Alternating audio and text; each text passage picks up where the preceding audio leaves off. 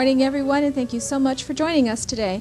We have a delightful gentleman with us today, and one who has had an incredible kind of life when it comes to his own research and his writings and whatever in this world we call telepathy, dreams, metaphysics, etc.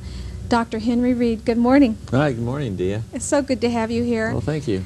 I know a few things about you. I know that you graduated from UCLA, PhD, professor at Atlantic University, and I've been there a few times, director of research at ARE.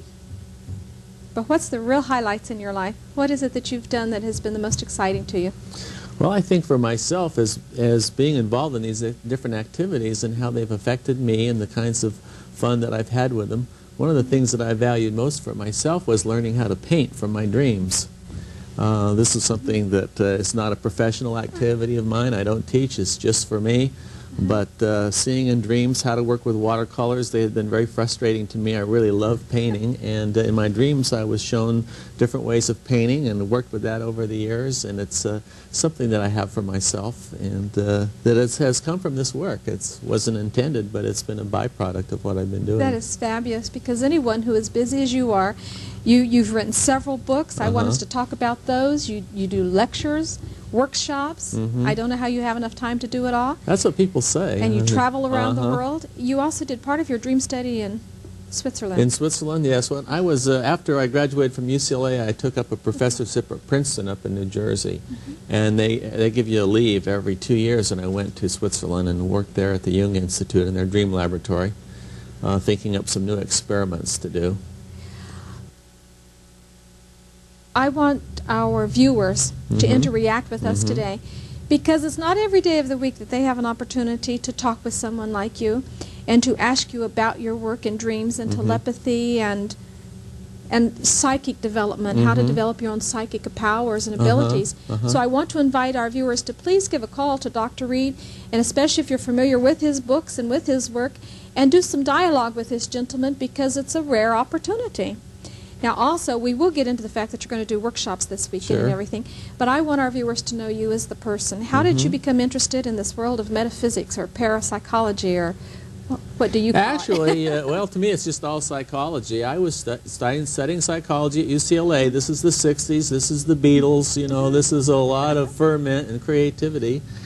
I was just interested in the mind and consciousness, and the teachers were very open to that, and one thing led to another. You know, you start practicing TM.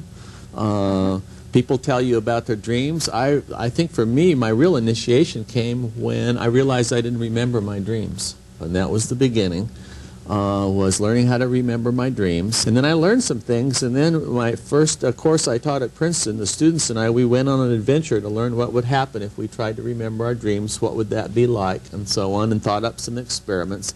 And those was my first publications. Then we wanted to go on to, I'd had a few dreams that had inspired me, had given me some insights, some new ideas about things. I remember once I wrote a letter to dreams as if they were a person or something. I said, "Dear dreams, if you could tell me what you'd like the public to know about you, let me know and guide me in my research that way." And I put the letter under my pillow, and pretty soon I started having some very interesting dreams, and it led me to leave the laboratory. I put the electrodes down, got out of the laboratory, and I put a tent up in the mountains. And I had people sleep in that tent to have inspirational dreams. And they're having out-of-body experiences, past life experiences, spirits coming and visiting them in their sleep. Very fascinating dream research.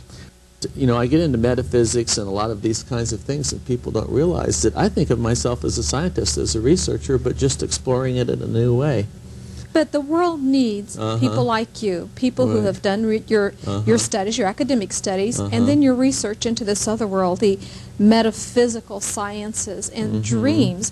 Anyone who follows history knows that throughout history, whether it be the Bible or any of the great histories or great people, have had dreams that have been phenomenal. Sure. Now, either dreams were true then and true now and a part of us, but you've taken this a step further. You're actually helping people to connect almost in a meditative way with their dreams and connecting with their psychic abilities through dreams.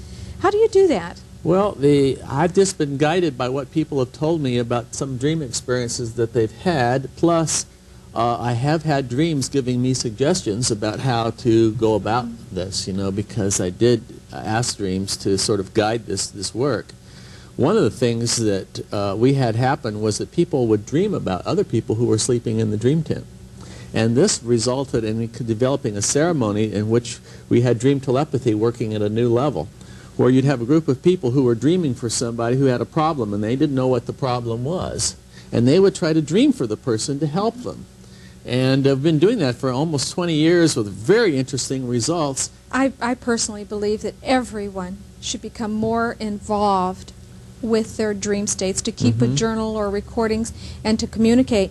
You're talking about a whole nother essence here, and I think it's something that our viewers should listen to closely and not just say, well, this is just entertainment, but to really consider the fact that if they have issues that they're trying to work on, to perhaps write it down on a piece of paper, as you did with your dreams, and to sleep on it. That's something Edgar Casey did. Yes. We need to go to a break, but Okay. when we come back, I want us to talk a little bit more about All right. application of this, okay? Sure. Please stay with us, and we'll be right back.